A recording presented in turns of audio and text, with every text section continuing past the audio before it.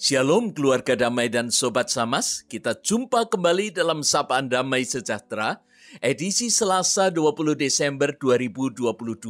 Mari kita bersama memohon pimpinan Roh Kudus untuk merenungkan firman Tuhan. Bapa Surgawi, kami ingin hidup sebagai anak-anak merdeka. Namun seringkali kami diperhadapkan kepada konflik ketika kami harus melaksanakan hukum-hukum yang ada. Hukum-hukum yang akhirnya membuat kami terjebak di dalamnya. Bapa, tolonglah kami. Karena kami percaya bahwa Kristus sudah membawa kami kepada kemerdekaan. Namun ini bukan berarti kami boleh melanggar terhadap aturan-aturan yang ada. Kami membutuhkan hikmat-Mu, oleh karena itu berbicaralah dan tuntunlah kami. Dalam nama Tuhan Yesus kami berdoa. Amin. Keluarga damai dan sobat Samas, firman Tuhan hari ini akan kita renungkan dalam sebuah tema hidup merdeka. Firman Tuhan terambil dari Galatia 4 ayat 21 sampai Galatia 5 ayat 1. Saya akan membacakan beberapa ayat saja, yaitu dari pasal 4, ayat 22 sampai 26, lalu ayat 31 dan pasal 5 ayat yang pertama. Saya akan mulai dari ayat 22. Bukankah ada tertulis bahwa Abraham mempunyai dua anak, seorang dari perempuan yang menjadi hambanya dan seorang dari perempuan yang merdeka. Tetapi anak dari perempuan yang menjadi hambanya itu diperanakkan menurut daging, dan anak dari perempuan yang merdeka itu oleh karena janji. Ini adalah suatu kiasan, sebab kedua perempuan itu adalah dua ketentuan Allah. Yang satu berasal dari Gunung Sinai dan melahirkan anak-anak perhambaan, itulah Hagar. Hagar ialah Gunung Sinai di tanah Arab, dan ia sama dengan Yerusalem yang sekarang, karena ia hidup dalam perhambaan dengan anak-anaknya. Tetapi Yerusalem surgawi adalah perempuan yang merdeka, dan ialah ibu kita. Ayat 31, karena itu saudara-saudara, kita bukanlah anak-anak hamba perempuan, melainkan anak-anak perempuan merdeka. Pasal 5 ayat 1, supaya kita sungguh-sungguh merdeka, Kristus telah memerdekakan kita. Karena itu berdirilah teguh dan jangan mau lagi dikenakan kuk perhambaan. Hidup merdeka ternyata bukanlah sesuatu yang mudah. Sobat Samas dan keluarga damai, bagaimana sikap kita ketika melihat aturan-aturan yang ada di sekitar kita? Hukum-hukum yang diberikan oleh pemerintah, demikian juga hukum-hukum yang diberikan oleh Allah melalui firman Tuhan. Biasanya kita akan memilah hukum-hukum mana yang nampaknya sesuai, cocok dengan kita. Nah, ini yang kita ikuti. Tetapi kalau ada hukum-hukum atau aturan-aturan yang merepotkan, yang mempersulit, maka biasanya kita cenderung untuk melanggarnya. Bukan begitu Bapak Ibu. Oh, kita harus punya integritas, sikap yang benar. Tidak boleh tebang pilih ini. Yang aku suka, aku taati. Yang aku tidak suka, aku langgar saja. Perikop ini berbicara tentang kritik keras Paulus yang menentang penafsiran eksklusif dari hukum Taurat. Ada begitu banyak hukum Taurat yang ternyata menyulitkan orang. Bagaimana bisa? Bukankah itu Allah yang membuat? Ternyata ada persoalan pada penafsiran eksklusif.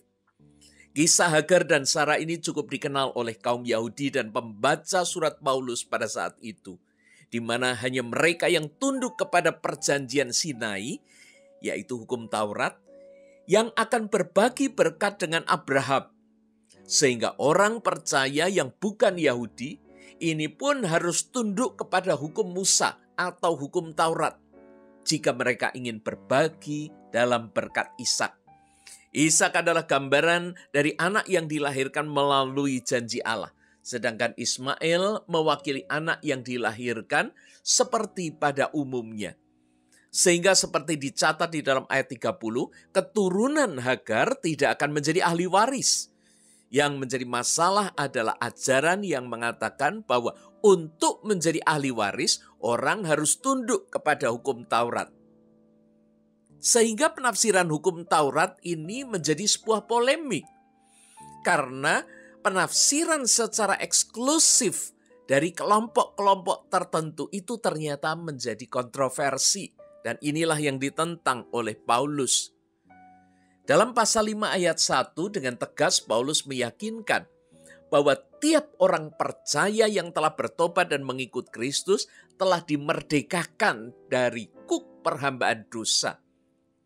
Jika berkat hanya bisa didapat melalui ketaatan dan hukum Taurat, siapa yang bisa menaati hukum Taurat ini secara sempurna? Tentu semua orang ada celahnya, dan begitu mereka gagal, itu berarti mereka tidak bisa menerima berkat Allah. Keluarga damai dan sobat Samas, Hagar dikiaskan sebagai gunung Sinai di tanah Arab. Galatia 4 ayat 25. Kiasan ini menunjuk kepada Yerusalem yang sekarang ini. Jadi ada orang-orang Yahudi di sini. Karena ia hidup di dalam perhambaan dengan anak-anaknya. Perhambaan kepada penafsiran hukum Taurat yang keliru. Tetapi Yerusalem surgawi adalah perempuan yang merdeka.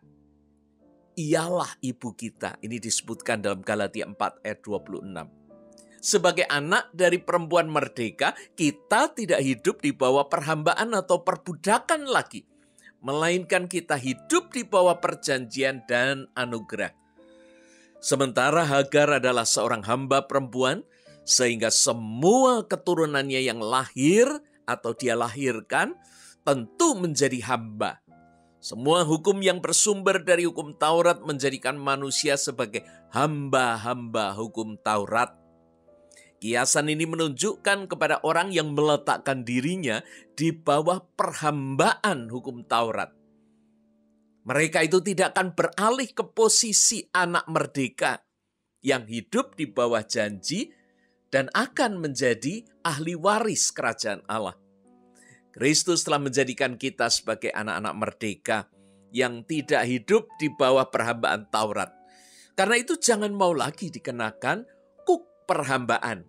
Artinya kita tidak lagi hidup di bawah aturan-aturan yang memperbudak kita.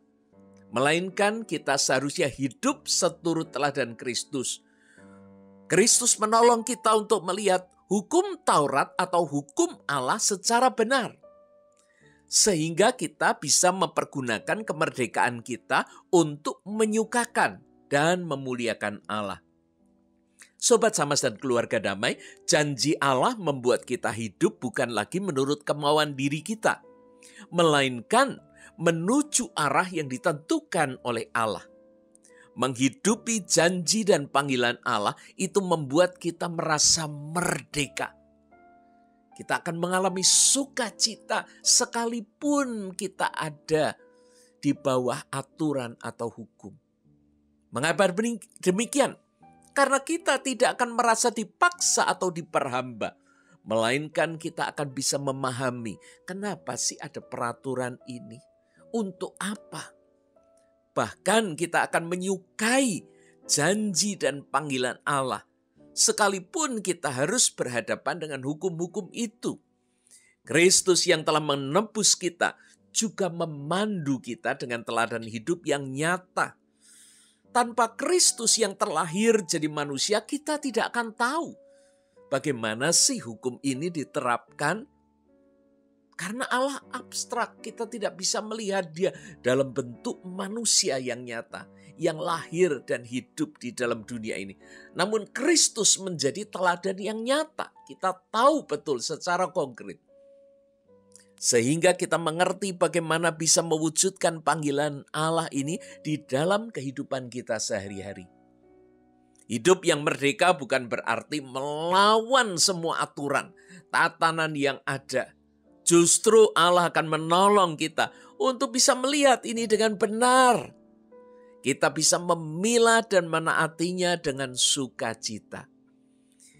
Mari kita menutup renungan hari ini dengan berdoa, memohon agar kita dimampukan untuk hidup dalam kemerdekaan secara benar. Allah Bapa yang telah membebaskan kami dari perbudakan dosa, berikan kami hikmat ilahi untuk melihat cara hidup dan cara pandang yang benar terhadap berbagai aturan dan etika di sekitar kami, agar kami dapat menyikapinya seturut kehendak-Mu. Dalam nama Yesus kami berdoa. Amin. Sobat Samas dan keluarga damai, selamat menjadi orang-orang merdeka. Tuhan memberkati.